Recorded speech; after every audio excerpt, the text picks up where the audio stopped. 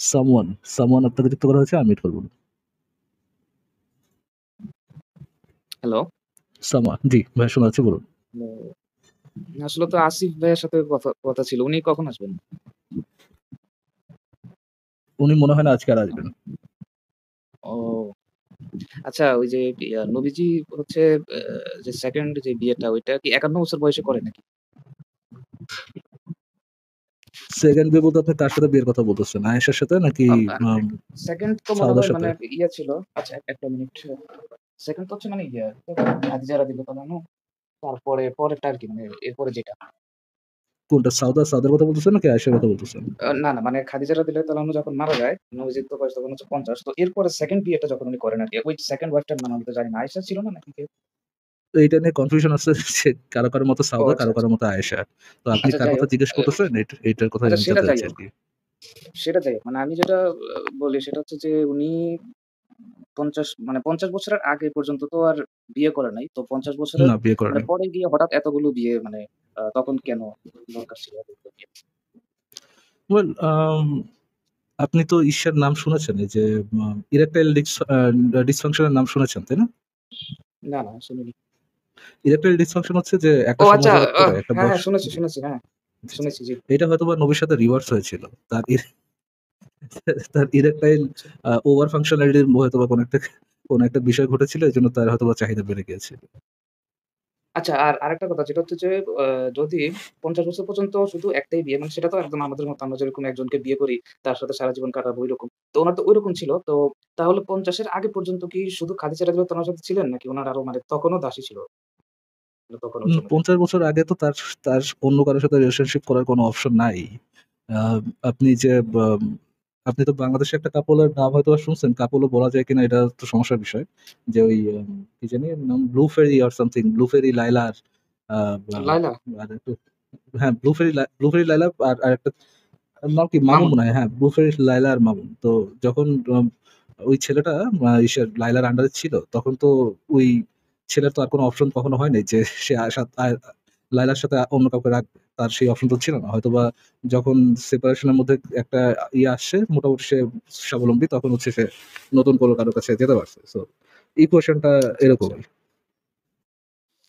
আরেকটা কোয়েশ্চেন আরেকটা কোয়েশ্চেন হচ্ছে যে উনাকে যখন কাফেররা জিজ্ঞেস করল যে ইহুদিরা বলল যে নবীকে জিজ্ঞেস করো যে নবী যদি সঠিক হয় তাহলে উত্তর দিতে পারবে। ৩ টা প্রশ্ন যে গুহাবাসী কারা? তারপরে হচ্ছে যুলকারনাইন কে? এবং রূহ কি? তো তখন উনি ১৫ দিন সময় নিছে এবং উনি বলল যে উনি নাকি ইনশাআল্লাহ না বলার কারণে আল্লাহ ১৫ দিন পরে ওহী। তো আমার যেটা প্রশ্ন এখানে যাচ্ছে সেটা হচ্ছে যে যদি শুধু এটাই হয় তাইলে এখানে তো নবুয়ত নিয়ে টানাটানি একটা অবস্থা হয়ে গেছে। এমন সময় তো আল্লাহ উনাকে দেরি করানোর কথা না ইনশাআল্লাহ বলার জন্য। বরং ইনশাআল্লাহ এটা উনাকে এমনিতেই স্বপ্নে বা ওহীতে বলে দিলে হয়তো উনি তো খুব মানে ভালো মনে এটা মেনে নিতেন বা আমরাও মেনে নিতাম যে আল্লাহ বলছে ইনশাআল্লাহ বলতে। এটা তো ভালো কথা। এটার জন্য তো আল্লাহ একটা জিনিস তো এরকম যে ইনশাআল্লাহ না বলার কারণে কি নবীর ঈমান ১% ও কমে গেছিল? এরকম কিছু হইছিল? সেটা হতো না, সেটাই তো কথা। আচ্ছা, এখন আর ১ আমার সেকেন্ডও যেটা তো মনে দেরি হওয়ার হয় কথা না। হ্যাঁ, আমি যেটা মানে একটা যদি চিন্তা করি এভাবে যে এখন মানে এই বিষয়টা কি এরকম যে উনার তাহলে ১৫ দিন সময় লাগছে অ্যান্সার রেডি করার জন্য যে তখন কারণ হচ্ছে এখানে বাইবেলে ছিল ২ সিংহলা যেটা যুলকারনাইন মানে ২ সিংহলা এটা বাইবেলে ছিল। তারপরে এখানে গ্রিক উপন্যাস ছিল এবং একটা ইহুদি লেখা ছিল যে উম আ কি জানি? ইয়াজুজ মাজুজকে বন্দী করা আপনি যদি শিখরে দেখেন বন্দী যে করা। তাকে যে কোয়েশ্চেন গুলো করছিল যে কত বছর ঘুমিয়েছিল রুহুকি আর হচ্ছে দুশিঙ্গলা, রাইট? অ্যান্সার দিতে আচ্ছা, পারে নাই। জি, ওই ৩ টার ইয়েটা দেখেন, কিন্তু জুলকারনাইনটা যদি আপনি একটু অ্যাসাইড রাখেন, তারপরে যদি বাকি ২ টা দেখেন, রুহুকি এটার উত্তর উনি কি দিয়েছিলেন? পারে না বলছে যে আল্লাহ ভালো জানে। রু হচ্ছে আল্লাহর পক্ষ থেকে একটা হুকুম মাত্র। হ্যাঁ? এটাই তার উত্তর। হ্যাঁ, আমার তারপর কথা তো হচ্ছে কত এটাই। বছর ঘুমাচ্ছিল? কত বছর ঘুমাচ্ছিল? অনেকে বলে এটা, অনেকে বলে ওইটা, আল্লাহই ভালো জানে। আল্লাহই ভালো জানে। আল্লাহই এবং ভালো কতজন জানে। ছিল? কতজন ছিল? যে অনেকে এটা বলে ৩ জন, অনেকে বলে ৫ জন, অনেকে বলে ৭ জন, আল্লাহ আল্লাহই ভালো ভালো জানে। জানে। আমার কথা যেটা আল্লাহ ভালো জানে। যে এটা কি ভাই মানে কিছুটা মানে এমন মনে হয় না যে একজন মানে আরে মানুষই তো ভাই, তুই যিনি আমাকে আল্লাহর নবী। তুই বেটা আল্লাহর নবী। হ্যাঁ, তোরে হ্যাঁ, এইজন্যই তো জিজ্ঞেস করছে। তোর সাথে আল্লাহর কানেকশন আছে। এইজন্যই তো তোরে জিজ্ঞেস করছে যে তোর সাথে যেহেতু আল্লাহর কথা হয়, আল্লাহরে জিজ্ঞেস করে বল কয়টা? ধরেন আমি বললাম যে আমি আল্লাহর নবী। আমরা জিজ্ঞেস করলেন যে ভাই, কোরআনের এত নাম্বার সূরা, এত নম্বর আয়াতে কি বলা হইছে? আমি ধরেন উত্তরে কইলাম ভাই এটা আল্লাহই ভালো জানে। এটা কি কোনো উত্তর? এটা কি কোনো না উত্তর হইল এই নাকি? উত্তরটা আপনি এটা চাচ্ছেন তো আল্লাহর উত্তর না। তাই না? এটা তো আল্লাহর উত্তর না যে সেটা আল্লাহ ভালো জানে। সে মানে সেটাই আল্লাহ ভালো যদি জানে এটা উনাকে তো তারাও জানে। আল্লাহ যে ভালো জানেন এটা তো তারাও জানে যে আল্লাহ সবচেয়ে ভালো জানেন এই সম্পর্কে। কিন্তু কি জানেন? তার কাছে কি মেসেজটা দিচ্ছেন সেটাই তো জানতে চাচ্ছেন, তাই না? এখানে তো আ ইহুদিরা এবং যেই মান কাফিররা তারা তো প্রশ্ন করছে যে এগুলোর অ্যান্সার দাও। তুমি যদি নবী হও জি, তাহলে আল্লাহ থেকে তোমাকে নিয়ে দাও। অ্যান্সার দাও। আল্লাহ ভালো জানে এটা তো তারা হ্যাঁ, একমত। তখন কিন্তু আল্লাহ তো আল্লাহ অ্যান্সার থেকে দিল না। নিয়ে উত্তরটা দাও। জি। আল্লাহর অ্যান্সার হচ্ছে আল্লাহ তো আমি ভালো অ্যান্সার জানি। দিল না। হ্যাঁ, এটা তো ভাই মানুষের অ্যান্সার এর মতই তো মনে হইতেছে যে এটা তো মানে এরকম মনে হইতেছে না? যে আমি কিছু বুঝতে চেষ্টা করতেছি এবং হয়তো আমি কোয়েশ্চেন রেডি করতে আমার ১৫ দিন সময় লাগছে। পরে আমি এসে বললাম যে, "দেখো আমি ইনশাআল্লাহ না বলায় আল্লাহ হচ্ছে আমারে অ্যা এটা ওহী দেয় নাই।" তো দেখেন এরকম একটা অবস্থা পরে যেখানে পরে কিনা গিয়ে অনেকে ডাব্বা মারছে। জাজ হ্যাঁ, সে সরাসরি বলে নাই যে আমাকে আল্লাহ ওহী দেয় নাই, এটা বলে নাই। মানে লোয়ার টিয়ার ফাত্রামি যেগুলো আছে ধরেন আপনি একটা মূর্খ বলদের কাছে জিজ্ঞেস করলে সে যেরকম গোঁজামিল দেওয়ার চেষ্টা করতো মূর্খ বলদ, ওরকম মূর্খ বলদের মতো গোঁজামিল দিছে। গোঁজামিলটাও এমন হয় নাই যে পাশ কাটায় যাওয়ার মতো একটা যৌক্তিক বা একটা মানে যুক্তিমুক্তি দিয়ে কোনোভাবে এখনকার ধরেন মুমিনরা যেরকম বা অন্যদিকে নিয়ে টিয়ে রেড হেয়ারিং টেয়ারিং করে আ একটা কথা বইলে পার পাইতে চায় ওরকমও না। মানে সে যে করছে, সে যে ফাত্রামিটা করছে লোয়ার টিয়ার ফাত্রামি। যে কেউ যে ধরতে পারে ওরকম টাইপের ফাত্রামি। এবং এইজন্যই কিন্তু যে ইহুদিরা এসেছিল তার কাছে কনফার্মেশন যে সে নবী কিনা। তারপরে কিন্তু হুম। হাসি তামাশা করে ব্যাক চলে গেছে। কেউ কিন্তু তার কথায় কনভিন্সড হয়নি।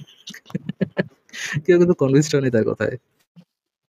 আর দেখেন এখন এখানে তো আমি তো এগুলো জানতাম না তখন। আমি তো এইখানে মানে বলা যায় যে প্রচুর মানে অনেক বিশ্বাস করতাম এবং একটা মোটিভেশনের জায়গা এটা ছিল যে পরকালে মানে অনেক ভালো একবারে জান্নাতে মানে কোনো কষ্ট নাই। এরকম একটাই। এখন ওটা যদি সত্যি হতো তাহলে তো আমার জন্য ভালো হতো বা সবার জন্যই ভালো। ইভেন এখনো যদি সত্যি হতো তাহলে আমাদের জন্য ভালো। কিন্তু সমস্যাটা হচ্ছে যে যখন এগুলা যাচাই বাছাই করতে যাইতেছি তখন তো মানে একটা মানে মনে হচ্ছে গন্ডগোল আছে। এরকম আ এটা কেন জানি এরকম মনে হইতেছে বিভিন্ন জায়গায়। যেমন নবীজি যখন মারা যায় তখন উনাকে ২-৩ দিন পরে যে দাফন করা হয়। তো তখন দেখেন তখন ওই যে ওমর রাদিয়াল্লাহু আনহু তারপরে আবু বকর, আলী। তো উনারা তো আমাদের থেকে আরো বেশি মানে আমরা জানতাম যে ভালো। তো তখন তো আগে নবীজি মারা গেছে, আগে দাফন দাও, পরে আমার ক্ষমতা, তাই না? ক্ষমতা এটা ভাগ বাটোয়ারা হওয়ার আগে পর্যন্ত ২-৩ দিন দাফনই দেয় নাই। তো ভাই এগুলা কি? এগুলা মানে এটা কেমন হতে পারে? আমি তো এটা মানে বুঝি না। জি ভাই, এটা নিয়ে আমাদের আমাদের যে কারো একটা খটকা লাগার কথা আছে। এটা কি হইতেছে এটা কি? নবীরা এত সুন্দর কোয়েশ্চেন করলো সে একদম গবর গোনার মতো উত্তর দিচ্ছে। তারপর হচ্ছে আপনার আ যে হচ্ছে নবী তার কবর আল্লাহর নবী। তার আগে কবর না দিয়ে আগে হচ্ছে কে দখল করবে ক্ষমতা সেটা নিয়ে তাদের কনসার্ন বেশি। হ্যাঁ, মানে এখানে কিছুটা যেমন আমরা যেরকম জেনে আসছি যে আলী রাদিয়াল্লাহু আনহু বা ওমর আ মানে এতদিন তো নাম শুনলেও রেসপেক্ট চলে আসতো অটোমেটিক যে ওমর রাদিয়াল্লাহু আনহু অনেক মানে ভালো শাসক বা এরকম। তো এরপরে যখন দেখলাম যে উনি মারা যাওয়ার পরে মানে ক্ষমতা বাটোয়ারা নিয়ে যেমন বাংলাদেশের পলিটিক্স যেরকম ওই টাইপের একটা অবস্থা হয়ে গেল। যে মরছে আমি আগে পলিটিক্স মানে নিজের ক্ষমতা নিজে ইয়ে করি। তাইলে আমরা যাদেরকে আইডল জি। ভাবতাম বা অনেক ন্যায়পরায়ণ ভাবতাম, তো এখন দেখি যে এই অবস্থা। এখন যদি এগুলো যদি সত্যি হয় তাইলে কি মানে এইসব কিছু বানোয়াট ছিল। মানে এতদিন আমরা যেভাবে ভেবে আসছি তো সব কি তাইলে মানে একটা স্টেজড মানে একটা পুরো স্টেজড একটা সিন এরকম। মানে সব বানোয়াট। আপনার আপনার সাথে স্ক্যাম হয়ে গেছে ভাই। এটা তো স্ক্যাম। এটা তো মানে পুরো একটা মানে বড়সড় স্ক্যাম। মানে এটা তো ভাবিও নাই যে এরকম। যেমন আমরা ধরেন খ্রিস্টান ধর্ম, হ্যাঁ, এগুলো অনেক ইয়া ছিল। অনেক কিছু মিলে না। যেমন বাইবেলে আসছে যে পৃথিবী তৈরি করে পরে সৃষ্টিকর্তা ঘুমাইছে। জাকির নায়েক বলে যে সৃষ্টিকর্তা যদি ঘুমানোরই দরকার হয় তাহলে উনি কিসের সৃষ্টিকর্তা? মানে এই ধরনের বিভিন্ন ইয়ে আসছে। পরে আমরা খ্রিস্টান এগুলো হচ্ছে বাদ দিছি। হিন্দু ধর্মে তো আরো বহুত এটা তো পুরা ফালতু এটাও বাদ দিছি। এখন তো দেখতেছি ইসলামে এমন অনেক কিছু তো চলে আসতেছে, তাই না? এখানে হচ্ছে ইয়াজুজ মাজুজের কথা বলা হইছে। আবার হ্যাঁ, আরেকটা ইম্পোর্টেন্ট ইয়া বলা হইছে যে ইমাম মাহদি যখন আসবে উনারা একটা ঘোড়সাওয়ার, হ্যাঁ? ঘোড়সাওয়ার অশ্বারোহী। তো তাহলে তখন কি উনারা ঘোড়া দিয়ে যুদ্ধ করবে? মানে বর্তমান সময়ে মিসাইল বা নিউক্লিয়ার ওয়েপন হ্যান-ত্যান অনেক কিছু। তো এখন কি তাইলে ঘোড়া দিয়ে কিভাবে যুদ্ধ করবে? তাই না? এই যে মুমিনদের কাছে তো ব্যাখ্যা আছে। এর আগে হচ্ছে একটা নিউক্লিয়ার ওয়ারফেয়ার হবে। ওয়ারফেয়ার হয়ে সব টেক সব ধ্বংস হয়ে যাবে। আবার মানুষ আদি যুগে ফেরত যাবে। এবং তখন যেয়ে তারা আর টেকনোলজিক্যাল ডেভেলপমেন্ট করবে না। তখন তারা ওই আ পাথর-মাথর নিয়ে যুদ্ধ করবে এবং এর মাধ্যমেই তলোয়ার আবিষ্কার হবে এবং ওটা দিয়ে আবার যুদ্ধ এরকম হবে। ব্যাখ্যাই শুনছি। হ্যাঁ, এই ব্যাখ্যাই শুনছি। আমি এটা অনেক জায়গায় সার্চ করার চেষ্টা করছি। আমি এই ব্যাখ্যাই পাইছি যে তখন পৃথিবীতে কিছু একটা হবে এবং আ যে টেকনোলজি সেটা ধ্বংস হয়ে যাবে। এই কারণে তখন আবার আগের মতো ঘোরা। কিন্তু এখানে একটা জিনিস আছে যে নবীজি তো বলতেন যে কিয়ামত দ্রুত হয়ে যাবে। একবার সূর্যগ্রহণের সময় উনি ভয় পেয়েছিলেন যে কিয়ামত হয়ে যেতে পারে।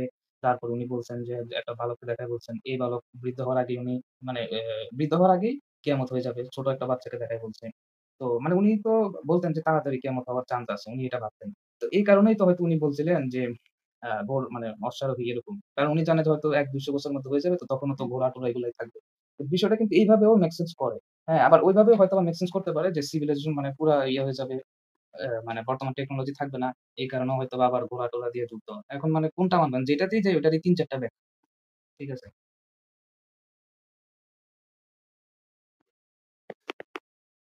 আচ্ছা ঠিক আছে ভাই, তাহলে আজকে আপনাকে বিদায় জানাই। সালমান ভাই, আপনার কি আর কিছু বলার আছে? আ আর হচ্ছে আচ্ছা, ইয়াতে নবীজি আ যে ১১ জন ওয়াইফ টোটাল ছিল এবং ২ জন দাসী ছিল।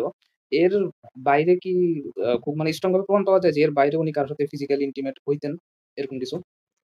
আসিফ ভাই, এটা নিয়ে কি কোনো লেখা পাবলিশ করছেন পরবর্তীতে? আসিফ ভাই, নবীর বিবি অ্যাকচুয়ালি কতজন ছিল? না, ওইটা এখনো কাজের ভিতরে আছে। কিন্তু এটা এত বড় হবে লিস্টটা, এটা মানে কইরা আমি কুলাইতে পারতেছি না, বুঝছেন? লিস্ট এত বড়, হ্যাঁ। ৩৬ জনের মতো যায়, বুঝছেন? আচ্ছা, তার মানে ১১ জন ওয়াইফ এবং ২ জন দাসী। ১৩ জন বাদ দাও, তাহলে আরো থাকতে পারে, তাই তো? আ ১১ জন ওয়াইফ, ২ জন দাসী, এটা সাথে, হ্যাঁ? এরপরে অনেকগুলো আছে হিবা করছিল, হিবা, হ্যাঁ? ভাই সমর্পণ ১৩ করছিল। বছর মানে হিসাব বলার পরে খাদিজা মরার পর কত ১৩ বছরই তো, অ্যারাউন্ড ১৩ বছরই বেঁচে ছিল। ১৩ বছরে কয়টা? ৩৬ টা আমি মোটামুটি ৩৬ টা পাইছি আরকি। বাই করতে পারছে। আর ওটার বাইরেও থাকতে পারে। ওইটার বাইরেও থাকতে পারে, আচ্ছা, হ্যাঁ। আরেকটা ইম্পোর্টেন্ট কথা আছে। আরেকটা ইম্পোর্টেন্ট কথা আছে। সেটা হচ্ছে যে সাহাবীরা যুদ্ধে যখন যাইতো তখন বলা হইতো যে উনারা ১ মাস বা ৫০ দিন বা ২ মাস এরকমের জন্য যুদ্ধে যাইতো। তো তখন উনারা হচ্ছে স্ত্রী তো নিয়ে যাওয়ার সুযোগ ছিল না। তো উনারা নিজেদেরকে কন্ট্রোল করতে পারত না। ২ মাস কন্ট্রোল করতে পারত না। উনারা নাকি যুদ্ধে যে নারীরা বন্দী তাদের সাথে ফিজিক্যাল ইন্টিমেট হওয়া লাগতো। এখন আমি এখানে যে জিনিসটা আসি যে আমরা তো রেপ করতো ভাবতাম ভাই, রেপ করতো। ফিজিক্যাল হওয়া ইন্টিমেসি এটা লাগতো, আবার কেমন কথা? হওয়া আচ্ছা লাগতো ধরেন মানে মানে রেপ করতো। রেপ করতো। আচ্ছা যেটাই করে। এখন আমার কথা হলো যে আমরা সাহাবীদের তো জানতাম যে প্রচন্ড ভাই উত্তম ছিল। কিন্তু আমরা যেটাই করে এটা কেমন কথা বললেন আপনি ভাই? এটা তো আমি মানে ধরেন যে করতে পারতেছি ফিজিক্যালি না। ইন্টিমেট হইছে বা আচ্ছা ধরেন ফিজিক্যালি ইন্টিমেট ফিজিক্যালি হইছে। এখন ইন্টিমেট হয় নাই তো ভাই, রেপ করছে। ফিজিক্যালি ইন্টিমেট হওয়া আর রেপ আচ্ছা, করা তো আলাদা জিনিস। আচ্ছা। তো ধরেন আমরা তো ইন্টিমেসি মানে ইন্টিমেসি আর মানে রেপ, এই ২ টা তো আলাদা জিনিস ভাই।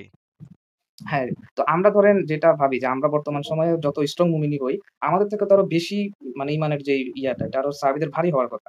তাহলে বর্তমানে যদি আমরা এইভাবে চিন্তা করি যে ধরেন যে কেউ আর্মি, ধরেন আমি উদাহরণ দিলাম যে আমার বাবা হচ্ছে আর্মি। তো উনি মিশনে গেলেন, ইউএন মিশনে গেলেন। এখন যদি উনি ১ বছরের জন্য ইউএন মিশনে গিয়ে অন্য আরেকটা মহিলার সাথে যদি ফিজিক্যালি ইন্টিমেট হয়, তাহলে আমি তো আর উনাকে বাবাও বলব না আর আমার মায়েরই বা কেমন লাগবে। তো তাহলে সাহাবীরা তো আরো অনেক উত্তম মানে ক্যারেক্টার হওয়ার কথা।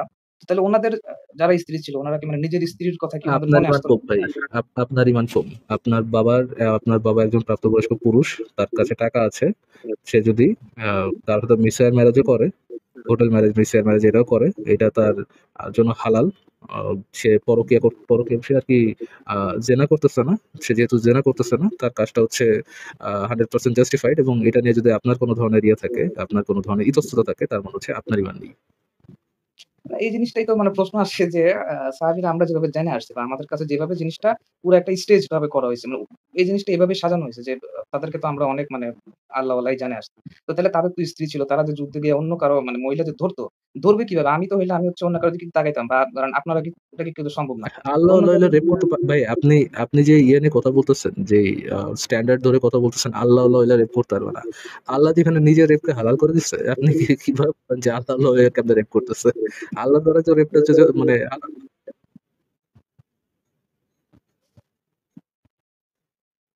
হ্যালো? আচ্ছা, আমার কথা কি শুনতে পারেন নাই? আসিফ ভাই, আমার কথা কি শোনা যাচ্ছে না? হ্যাঁ, এখন শোনা যাচ্ছে। হ্যাঁ ভাই, সবসময় শোনা যাচ্ছিল। কোনো সমস্যা আচ্ছা, নাই। হ্যাঁ, এখন আপনি যে এটা ধরে নিচ্ছেন, যে একটা বেসমেন্ট ধরে নিচ্ছেন যে আল্লাহ হইলে কিভাবে সে রেপ করলো। আল্লাহ হ্যাঁ যেখানে সেটাই। রেপটাকে হালাল করে দিয়েছেন, আপনি কিভাবে বললেন যে আল্লাহ হইলে কিভাবে রেপ করলো? আল্লাহ হইলে তো রেপ করা তার জন্য জাস্টিফাইড। তার জন্য যেটা হ্যাঁ, হালাল, সেখানে আল্লাহ হইলে হ্যাঁ, এখন ধরেন মানে এটাই মনে হয় যে এতদিন তাইলে মানে কি জেনে আসলাম? এতদিন কি তাইলে মানে এটা তো একটা স্ক্যাম নাকি? এটা মানে এই জিনিসটাই এখন মানে বুঝতে পারতেছি না আসলে। আপনি স্ক্যাম 1992 না কত কি জানি একটা ইয়ে ছিল, সিরিজ ছিল, দেখছিলেন? হ্যাঁ, স্ক্যাম 1992 ওটার পোস্টারের কাছে ধরেন মোহাম্মদরে রাখেন, আর হচ্ছে যে বুলের সামনে দাঁড়ায় ছবি তুলছে, ওটার সামনে একটা ছাগলের রাখেন। আপনার সাথে এরকম একটা স্ক্যাম হয়ে গেছে। এখন ভাই ধরেন যে এটা খুব খারাপ লাগে আরকি যে যেভাবে জেনে আসছি আমরা, হ্যাঁ, ওইভাবে তো মনে আহারে! হয় না। আহারে ওরকম শোনা গো ভাবে আমার। খুব কষ্ট হচ্ছে না শোনা? আহারে আচ্ছা, শোনা। আচ্ছা, সালমান ভাই, কি আপনি বল? কি আপনি কি আমাদেরকে এই যে এই সম্পর্কিত যে হাদিসগুলা আছে, সেই হাদিসগুলা কি আপনি পড়েছেন?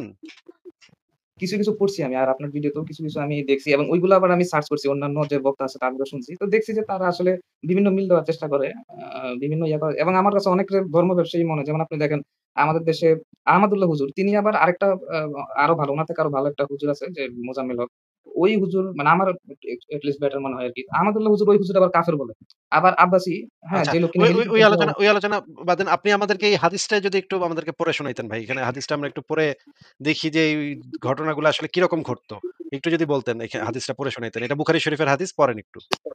আচ্ছা, আচ্ছা। এটা তো ক্লিয়ার দেখাই যাইতেছে না। আচ্ছা। এটা ভাই ক্লিয়ার তো আচ্ছা একটা মিনিট। আমি তো অনেক বড় করে দিলাম। আচ্ছা, আরো বড় করে দিচ্ছি। হ্যাঁ, এবার না পড়েন। আমি আমার স্ক্রিনটা বাঁকা করতে পারতেছি না। স্ক্রিনটা যদি বাঁকা করতাম তাহলে ফুল স্ক্রিনে আসলে ধরেন আমি এটা পড়তে পারতাম। এখন তো অনেক ছোট দেখা যাইতেছে। হুম, ১ টা মিনিট। একটু ২ আঙ্গুল দিয়ে বড় করা যায় নাকি দেখেন তো? হ্যাঁ, হ্যাঁ, হ্যাঁ। হইছে আচ্ছা। হ্যাঁ, আজল হলো স্ত্রীর না, না, না। সমকালে বীজাণু উপর থেকেই পড়েন, উপর থেকেই পড়েন। ৩৮৩২ থেকে পড়েন। আচ্ছা। কুতাবা ইবনে সাঈদ রাহমাতুল্লাহ সাল্লাম ইবনে মুহাইরিজ রাদিয়াল্লাহু তাআলা বর্ণিত। তিনি বলেন, "একদা আমি মসজিদে প্রবেশ করে আবু সাঈদ খুদরী রাদিয়াল্লাহু দেখতে পেলাম। দেখতে পেয়ে তার কাছে গিয়ে বসলাম এবং তাকে আজল সম্পর্কে জিজ্ঞেস করলাম।" আবু সাঈদ খুদরী বললেন, "আমরা রাসূলুল্লাহ সাল্লাল্লাহু আলাইহি ওয়াসাল্লামের সঙ্গে আচ্ছা, আজল হলো আ স্ত্রী আজলের ইয়াটা একটু পড়েন। আজলটার ব্যাখ্যাটা কি? এটা কি? আজল হলো স্ত্রীর সময়কালে বীর্যপাতের ঠিক পূর্ব মুহূর্তে স্ত্রীর যোনি থেকে পুরুষাঙ্গ আচ্ছা এগুলা মানে বুঝছি জিনিসটা। হ্যাঁ, তারপরে কি পরেরটা পড়বো? হ্যাঁ, হ্যাঁ, পরেরটা পড়েন। এই যে আজল তো করত, সাহাবীরা আজল করত এবং এখানে এটা বলা আছে। বনু মুস্তালিকের যুদ্ধে অংশগ্রহণ করেছিলাম। এরপর থেকে পড়েন। বানু মুস্তালিকের যুদ্ধে অংশগ্রহণ করেছিলাম। এ যুদ্ধে আরবের বহু বন্দী আমাদের হস্তগত হয়। মহিলাদের প্রতি আমাদের মনে খায়েশ হলো এবং বিবাহ শাদী ব্যতীত এবং স্ত্রীহীন অবস্থা আমাদের জন্য কঠিন হয়ে দাঁড়ালো। তাই আমরা আজল করা পছন্দ করলাম এবং তা মানস্থ করলাম। তখন আমরা বলাবলি করতে লাগলাম, রাসূলুল্লাহ সাল্লাল্লাহু আলাইহি ওয়াসাল্লাম আমাদের মাঝে বিদ্যমান। এ সম্পর্কে তাকে জিজ্ঞেস না করে আমরা আজল করতে যাচ্ছি। আমরা তাকে এই বিষয়ে জিজ্ঞেস করে তিনি বললেন, "এরূপ না করলে তোমাদের কি ক্ষতি? জেনে রাখো কিয়ামত পর্যন্ত যতগুলো প্রাণের ততগুলোর আগমন ঘটবেই।" আচ্ছা, এটা তো তাহলে সে অ্যাপ্রুভ করছে, তাই না? হ্যাঁ, এই ঘটনাটা তো মনে হয় যে সাহাবীরা যে যুদ্ধবন্দীদের সাথে ইয়া করত ফিজিক্যাল ইন্টিমেসি ওইটার ব্যাপারে। হ্যাঁ, এখন এই জিনিসটা যে কেন করতো, এই আজলটা যে কেন করতো সেটা আমরা একটু দেখে নিই। আজলটা করার আসলে কারণটা কি? আ এই জিনিসটা আমরা এই যে এই হাদিসটাই আবার আরেক জায়গাতে আছে। না, এটা না। দেখেন, আজল করার কারণটা আমরা একটু জানি। কারণ এটা ইম্পোর্টেন্ট। আ আজল করার কারণটা এই নসরুল বারীতে বলা আছে। নসরুল বারীর ১১ তম খণ্ডে বলা আছে। আমরা একটু পড়ি এখান থেকে। একটু পড়েন তো ভাই, এখানে ৬,১৭৭ নম্বর হাদিস এখানে বলা আছে যে, একটু পড়েন তো ভাই কি লেখা? হিব্বান ইবনে মুসা রাহমাতুল্লাহি আলাইহি সাল্লাম আবু সাঈদ খুদরী রাদিয়াল্লাহু তাআলা থেকে বর্ণিত। তিনি একদা রাসূলুল্লাহ সাল্লাল্লাহু আলাইহি ওয়াসাল্লামের উপর রাসূলুল্লাহ সাল্লাল্লাহু আলাইহি ওয়াসাল্লামের নিকট উপবিষ্ট ছিলেন। এমন সময় আনসার গোত্রের একটি লোক এসে বলল, "হে আল্লাহর রাসূল, আমরা তো বাদীদের সাথে মিলিত হই অথচ মালকে মুহাব্বত করি। আচ্ছা, আচ্ছা, মালকে মালকে মহব্বত করি। এই কথাটা মনে রাইখেন, হ্যাঁ? এবার পড়েন। সুতরাং আজল করা সম্পর্কে আপনার অভিমত কি?" রাসূলুল্লাহ সাল্লাল্লাহু আলাইহি ওয়াসাল্লাম বললেন, "তোমরা কি এ কাজ করো? তোমাদের জন্য এটা করা আর না করা উভয়ই সমান। কেননা যে কোন জীবন বা পয়দা হওয়াকে আল্লাহ তাআলা লিখে দিয়েছেন, তা পয়দা হবেই।" আচ্ছা, মোহাম্মদ এটা অ্যাপ্রুভ করছে। এই আদর করাটা অ্যাপ্রুভ করছে। আর এই যে মালকে, অথচ মালকে মহব্বত করি, এটার ব্যাখ্যাটা আমরা একটু পড়ি এখান থেকে। দেখেন কি লেখা আছে। একটু যদি পড়ে শোনাইতেন ভাই। আচ্ছা, অর্থাৎ আমরা যদি বাদীর সাথে আজল না করি তাহলে বাদী উম্মে ওয়ালাদ হয়ে যাওয়ার আশঙ্কা রয়েছে। অথচ আমাদের মালের প্রতি মহব্বত আছে, আমরা তাকে বিক্রয় করে তার মূল্য দ্বারা উপকৃত হতে চাই। কিন্তু উম্মে ওয়ালাদ হয়ে গেলে তাকে বিক্রয় করতে পারব না। এজন্য আমরা বাদীর সাথে আজল করতে যাই, যাতে বাদীর গর্ভে সন্তান না হয়। সুতরাং এই বিষয়ে আপনি কি বলেন? আচ্ছা, এইটার উত্তরে মোহাম্মদ ওই কথা বলছিল। আচ্ছা, তার মানে আমরা বুঝতে পারতেছি যে তারা একটা টেকনিক ক এপ্লাই করতো সেই বন্দীদের উপরে। কারণ এই মেয়েটারে তো একটু পরে নিয়ে আবার বিক্রি করতে হবে বাজারে নিয়া। নাকি ভাই? হ্যাঁ। বাজারে যদি প্রেগন্যান্ট মেয়ে বিক্রি করা তো একটু কঠিন হয়ে যাবে। তখন বিক্রি-টিক্রি হইতে যাবে না। কম হবে দাম। দামে কম পাওয়া যাবে। এইজন্য তারা আজল করত নাকি ভাই? তার মানে ধরেন সাহাবীরা চাইতো যে যুদ্ধবন্দীর সাথে তারা ফিজিক্যালি করবে। কইরা এরপরে আবার বিক্রি যাতে করতে পারে। বিক্রিটা যেন মালটা যেন, মালের প্রতি তাদের যেহেতু মহব্বত আছে, তারা যেন বিক্রি করে বেশি টাকাটা যেন পায়। টাকা-টুকার বুঝলাম। প্রতিও তাদের কিন্তু মহব্বত আছে। দেখেন এখানে আমার একটা কোয়েশ্চেন, একটা বলা যায় ডিপ কোয়েশ্চেন সেটা হচ্ছে যে আমি এই জিনিসটা এই প্রশ্নের উত্তর তো না কিন্তু এভাবে একটা প্রশ্ন আমি এগুলো নিয়ে যেহেতু মোটামুটি বেশ কিছুদিন রিসার্চ ঘাটাঘাটি করছি। আমি এই ধরনের কোয়েশ্চেন করছি। তখন বলা হইছে যে রাসূল নাকি দাসীদেরকে চাইতো যে দাসীরা ওই সাহাবীদেরই মানে স্ত্রীর মতো দাসী যেটা ওইটা যাতে হয়ে যায়। এ কারণে নাকি এরকম করতে বলা হয়। এটা কি মানে কিন্তু এখানে তো আমরা এই জিনিসটা বুঝ ম ম পড়ে তো এটা তো মনে হচ্ছে না ভাই। এখানে তো মনে হচ্ছে যে ওই সাহাবীরা ওইটা কইরা তারপর ওই মেয়েটারে আবার তারা বিক্রি করে যেন টাকা-টোকা যেন ভালো পাওন যায়, সেদিকে তাদের খুব নজর ছিল। যেন আবার প্রেগন্যান্ট না হয়ে যায় নাকি? হ্যাঁ, মানে এটা আসলে মানে বিভিন্ন ভাবেই টাকা ব্যাখ্যা করা পয়সাটা যায়। যেন আচ্ছা তাদের সাহাবাদের যে হকের টাকাটা, সেই হকের টাকাটা পায় আরকি। ন্যায্য মূল্যটা অবশ্যই। পায়। ন্যায্য মূল্যটা পায়। হ্যাঁ, ন্যায্য মূল্যটা যেন মালের ন্যায্য মালটা যেন পায়। মূল্য বলাটাও ঠিক না ফারাজ ভাই। ন্যায্য মালটা যেন তারা পায়। মালের প্রতি মাল যেহেতু বিক্রি করে হ্যাঁ, মাল বিক্রি করে ন্যায্য মূল্যটা যেন পায় ওটাই আরকি আছে ভাই। আচ্ছা। কত চমৎকার আচ্ছা বিধান, কত চমৎকার বিধান। আপনি চিন্তা করতে পারছেন ইয়া ভাই, আপনি চিন্তা করতে পারছেন যে সাহাবীদের মালের প্রতি যে মহব্বতটা এটা তো অবশ্যই উচিত নাকি? এবং তারা যে বিক্রি-টিক্রি করতো মালের আবার প্রতি করার পরে এটা কি মানে টাকা বোঝানো হইছে না মাল কি বলতে কি ওই নারীদেরকে বোঝানো হইছে? ওই যে এখানে তো বলা আছে মালের প্রতি মহব্বত আছে তাদেরকে বিক্রি করে তার মূল্য দ্বারা উপকৃত হতে চাই। মানে ওই যে বিক্রি করে যে টাকাটা পাবে সেই মালটা ওইটাও মাল যেটা পাইছে তার কাছে যেটা আছে সেটাও মাল। সেই মালটা বিক্রি কইরা মূল্যটা তারা পাবে, টাকাটা তারা পাবে। সেই মালটার প্রতি সেই মূল্যটার প্রতি তাদের মহব্বত আছে। আচ্ছা মানে ভাই ওই এখানে কি মেয়েটার করা প্রতি যাবে? এখানে কিন্তু মেয়েটার প্রতি মহব্বত বোঝানো হচ্ছে না। তারা না, না। কাম-টাম সাইরা ওই মালটারে গিয়া বিক্রি করবে, বিক্রি করে মাল পাবে। সেই মালটার প্রতি মহব্বত থাকার কারণে তারা আঁচল করত। বোঝা গেছে ভাই? জি, এটা আমি বুঝতে পারছি। আচ্ছা আরেকটা কোয়েশ্চেন যেটা সেটা হচ্ছে যে এখানে কি মানে যেভাবে আলেমরা ব্যাখ্যা করে বা ইয়া করে যে যুদ্ধের পরিস্থিতি অনেক কঠিন থাকায় তারা সাহাবীরা মানে করত। এখন কি এখানে কোন সিস্টেমেটিক ওয়েতে দেওয়া হইছে যে মানে শুধু এর সাথে তুমি করতেছো করো। এর বাইরে পারবা না। এরকম নাকি দেখা যায় আচ্ছা, একজন আমাকে নারীকে একটু অনেকজনকে রেপ এক্সপ্লেইন করেন বিষয়টা। আমি আমি বিষয়টা বুঝিনি। আমি একটু কম বুঝি তো ভাই। যুদ্ধের আবার বলবো? পরিস্থিতি কঠোর থাকায় সাহাবারা রেপ করতেন। কিভাবে এটা? হ্যাঁ, হ্যাঁ, মানে এটাই। আপনি এই বিষয়ে একটু এই বুঝায় ব্যাখ্যাই বলেন। শুনি আরকি। ওই তো ওই ব্যাখ্যা এখন এই ব্যাখ্যা তো আমি নিজেও মানে মাইনে ব্যাখ্যা তো নিতে বুঝি কষ্ট নাই হয়। ভাই। ভাই ব্যাখ্যা তো বুঝি নাই। আমার একটু বুঝায় দেন। কিভাবে মানে যুদ্ধের পরিস্থিতি আ অনেক কষ্টকর থাকায় সাহাবারা রেপ করতেন। কেন? মানে কিসের কি? একটু এই এই জিনিসটা হচ্ছে আমি মানে এটা কম্পেয়ার করার চেষ্টা করছি যে আমাদের দেশের যে আর্মিরা তারা তো ২ মাসের জন্য না, তারা তো ১ বছরের জন্য মিশনে যায়। তো তাদের তো এরকম করার দরকার নাই। কিন্তু কেন সাহাবীরা মাত্র ১ মাস বা ২ মাসের জন্য গিয়েও করত নিজের ও বউর আচ্ছা, অনেক দিন ধরে যুদ্ধ করা লাগতো এজন্য তাদের তো একটা যৌন চাহিদা আছে। এজন্য তাদেরকে রেপ করতে হইতো। ও আচ্ছা। মানে এটার ব্যাখ্যাটা টোটালি কি এভাবে এটার ফেভারে এভাবে ব্যাখ্যা দেওয়া হয়? এটার ফেভারে এভাবে ব্যাখ্যা দেওয়া ভাই হয় যে অনেকদিন তখন ধরে যুদ্ধ যুদ্ধের করে যদি পরিস্থিতি তার মাকে কেউ রেপ করে যে এই যুক্তিটা দিয়ে তার মাকেও যদি কেউ সোয়াবশ করে দেন, হ্যাঁ? তাহলে তো এটা জাস্টিফাইড হবে, রাইট? অনেক কষ্ট করে যুদ্ধটা সে করেছে ২-১ মাস ধরে। না, না। তো তখন তো জাস্টিফাইড হয় না। তখনও তো এটা কিভাবে জাস্টিফাইড হওয়া সম্ভব? যেরকম আমরা যেরকম আইডিওলজি মেনে আসছি এটা সেভাবে তো এটা হয় না। এটা কনভেনিয়েন্স এর উপর যে মুমিনদের জন্য যেটা কনভেনিয়েন্ট এজন্য এটা জাস্টিফাইড। মুমিনদের জন্য মানে মুমিনদের মা-বোনকে রেপ করা যেহেতু মুমিনদের জন্য কনভেনিয়েন্ট না, এজন্য এই জিনিসটা জাস্টিফাইড না। সরি, আমি বেসিক বিষয়টা ভুলে গেছিলাম। সরি। এখন ভাই দেখেন এগুলো তো আমরা তো মানে এ এই জিনিসটার উপর এমন না যে এটা আমার শত্রু এটার বিরুদ্ধে আমি বলি। বরং ইসলাম সত্যি হলে তো আমারই ভালো হইতো। কিন্তু যখন আমি দেখতাছি যে বিভিন্ন জায়গায় মিলে না, তখনই মূলত কোয়েশ্চেন রাইজ হয়। ঠিক আছে? কারণ আমি নিজে অনেক আচ্ছা, মানছি ইভেন এখনো আমি পুরোপুরিভাবে যে বিশ্বাস হারাচ্ছি এমনও না বাট বিভিন্ন জিনিস দেখে নিজের মানে অনেক প্রশ্ন মনে হয়। ঠিক আছে? অনেক প্রশ্ন মনে হয়। ওই লাল আচ্ছা, সালু একটা উপন্যাস ছিল সামন আমাদের। সামন ভাই আমার একটা প্রশ্ন আছে যে এই যে যেই মেয়েদেরকে বন্দী করা হইতো মানে তাদের স্বামীদেরকে মেরে, বাপদেরকে হুম। মেরে, তাদের ভাইদেরকে মেরে যেই মেয়েদেরকে বন্দী করা হইতো, আপনার কি মনে হয় যে সেই মেয়েরা স্বেচ্ছায় এই কাজটা করত? না, না।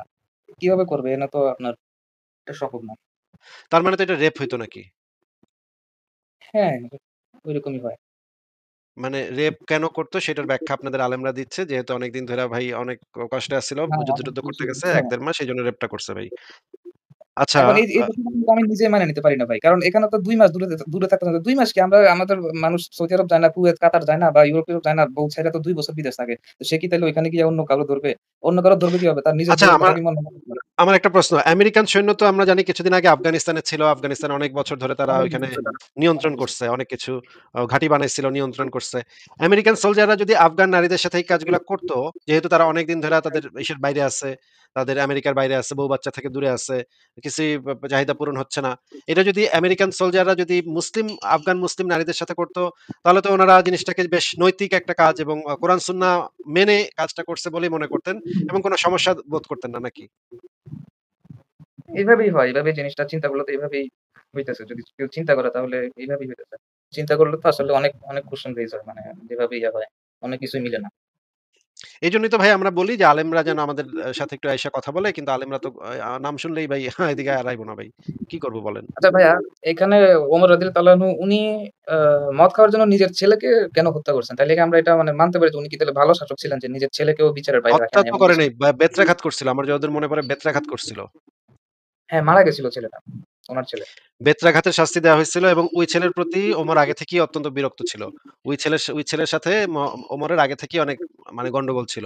আপনি একটু পইড়া দেখেন ওই ছেলের সাথে আগে থেকেই প্রচুর ভাই পরিমাণে এটা গন্ডগোল ছিল। এটা দ্বারা আপনার কনক্লুশন কি? ধরেন নিজের ছেলেকে মেরে ফেলছে। ধরেন ইচ্ছা করেই মেরে ফেলছে বা হচ্ছে আঘাত দিতে, দিতে মেরে ফেলছে। তো এটা দ্বারা কি কনক্লুশন এ পৌঁছাইলেন সালমান ভাই? আমি মানে যেটা ভাবছি যে বিভিন্ন জিনিস যখন ভাবলাম যে দেখলাম যে উনারা মানে কিছুটা এরকমই তো মনে হয় যে ক্ষমতালোভী বা ইসলামটাকে মানে পুরোপুরি একটা স্টেজড ভাবে রাইখা নিজের ক্ষমতা নিছে। মানে অনেক মানে ভাবছিলাম যে খারাপই হবে। আবার পরে এই জিনিসটা যখন দেখলাম যে মদ খাওয়ার জন্য নিজের ছেলেকে বিচারের মানে মধ্যেই আনছে এবং মানে বেত দিয়ে পিটাতে, পিটাতে মেরে ফেলছে। তো তখন আবার বুঝলাম যে তাইলে কি উনি ভালো ছিল? মানে এটা মনে হইছে। কারণ আমাদের দেশে তো আমরা দেখি যারা ক্ষমতায় আছে তারা নিজেদের জন্য কোনো আইন নাই, ল নাই। মানে নিজেদের জন্য বিচার আচ্ছা, কিছু নাই। আচ্ছা ওমর কতখানি ভালো ছিল সেই জিনিসটা আমরা একটা উদাহরণ যদি একটু দেখি যে ওমরের চরিত্র স্বভাব চরিত্র কেমন ভালো ওমর ছিল সেই জিনিসটা যদি আমরা একটু দেখি। এই আচ্ছা। বইটার নাম হচ্ছে আ আ হায়াতুস সাহাবা গ্রন্থ থেকে আমি আপনাকে দেখাচ্ছি। আ এটার খন্ড নম্বর হচ্ছে ৩য় খন্ড পৃষ্ঠা নম্বর ২০৫, ২০৬ ভাই একটু যদি পড়ে শোনাতেন এখানে কি লেখা? হযরত আলী রাদিয়াল্লাহু তাআলা এর নিজ মেয়ে উম্মে কুলসুম রাদিয়াল্লাহু তাআলাকে বিবাহ দান। হযরত আবু জাফর রাদিয়াল্লাহু তাআলা বলেন, আ হযরত ওমর রাদিয়াল্লাহু তাআলা হযরত আলী রাদিয়াল্লাহু তাআলার নিকট তাহার মেয়ের জন্য প্রস্তাব দিলেন। তিনি বলিলেন, সে তো ছোট। কেহ হযরত ওমর রাদিয়াল্লাহু তাআলাকে বলিল যে, হযরত আলী রাদিয়াল্লাহু তাআলাহু বিবাহ না দেওয়ার উদ্দেশ্যে এই কথা বলিয়াছেন।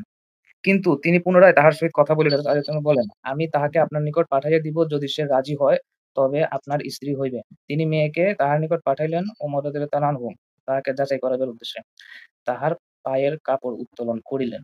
মেয়ে বলিল, ছাড়ুন, আপনি যদি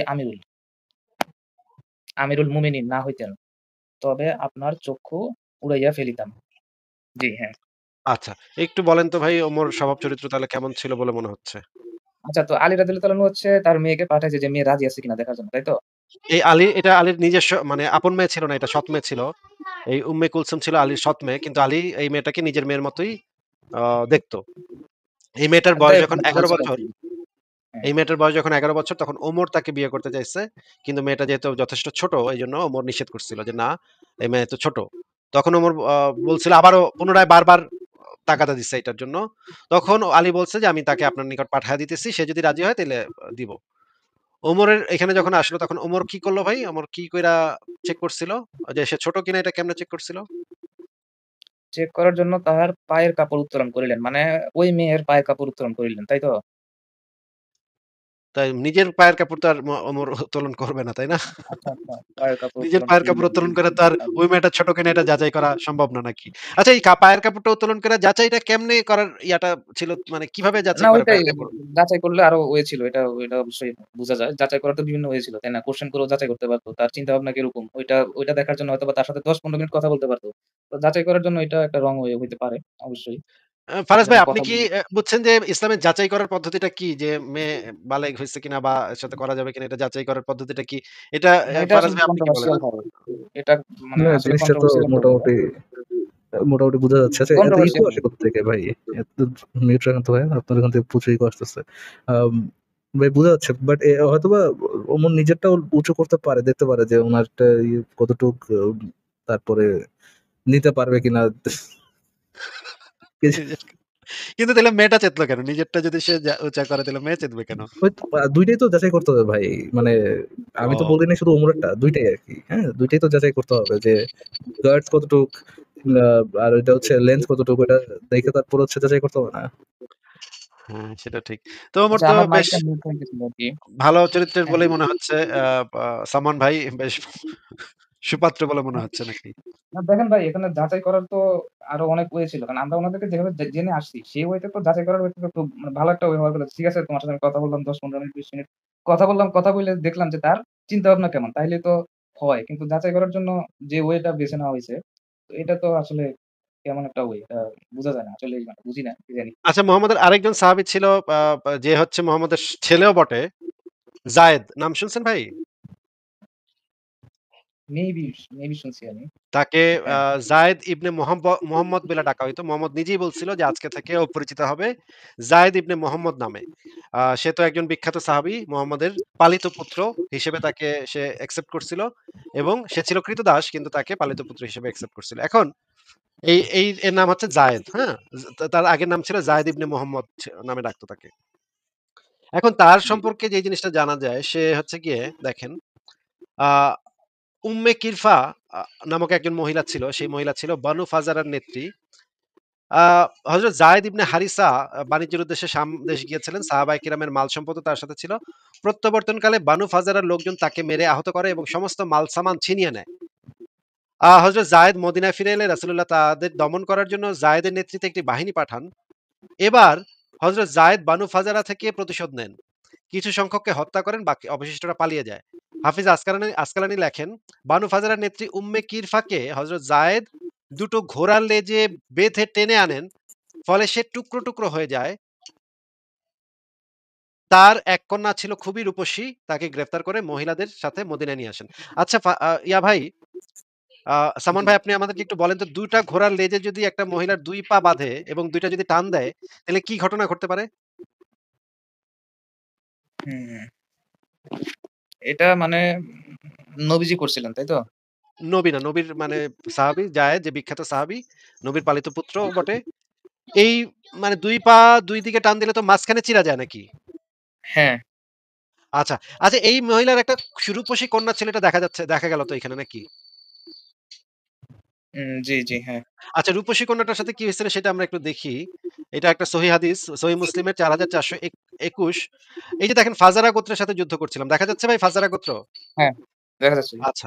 দেখেন এখানে বলা হচ্ছে যে আ তাদেরকে হাঁকিয়ে নিয়ে এলাম। তাদের মাঝে চামড়ার পোশাক পরিহিত বনী ফাজারের একজন মহিলাও ছিল এবং তার সাথে এক কন্যা ছিল। এই যে দেখেন একটা মহিলা, বনী ফাজারের একজন মহিলা যার নাম এখানে বলা নাই। কিন্তু তার সাথে তার কন্যা ছিল। সে ছিল আরবের সবচাইতে সুন্দরী কন্যা। দেখা যাচ্ছে ভাই এটা? জি, জি, হ্যাঁ, এটা দেখছি। এই মেয়েটাকে তারা হাঁকায় নিয়ে আসলো। এই মেয়েটাকে তারা হাঁকায় নিয়ে আসলো। আবু বকর কন্যাটিকে আমাকে নফল হিসেবে প্রদান করলেন। মানে যে বর্ণনা করতেছে হাদিসটা এই যে, যে এই আ ইবনে আমার হারব পিতা রাদিয়াল্লাহু হ্যাঁ, সে বর্ণনা করতেছে। সে বলতেছে এই মেয়েটাকে আমাকে নফল হিসেবে প্রদান করলেন। এরপরে আমি মদিনায় ফিরে এলাম। আমি তখনও তার বস্ত্র উন্মোচন করিনি। মানে ওই যে, যে মেয়েটা, যে সুন্দরী মেয়েটা যার মাকে একটু আগে ২ টুকরা করা হইছে, টুকরা, টুকরা করা হইছে ঘোড়ার লেজে বাইধা, তাকে নফল হিসেবে প্রদান করছে এবং বলতেছে যে, এই লোকটা বলতেছে যে, মদিনায় আসলাম তখনও বস্ত্র উন্মোচন করিনি। আচ্ছা বস্ত্র উন্মোচন মানে কি? তারা কি নতুন পোশাক পরাবে নাকি? ওই মেয়েটার বস্ত্র উন্মোচন করিনি তাই বলতেছে, তাই না? মানে মেয়েটার। হ্যাঁ, এখানে এই বস্ত্র উন্মোচন আমি এক মুমিনকে জিজ্ঞেস করছি। মুমিন বলছে যে তার ওই পুরনো পোশাক পরা ছিল তো এটা বুঝাইছে এখানে। বস্ত্র উন্মোচন মানে নতুন পোশাক এখনো পরানো হয়নি। পুরনো পোশাকই পইরা আছিল এটা। তো আপনার কি মনে হয় ভাই এখানে কি বোঝানো হয়েছে বস্ত্র উন্মোচন বলতে?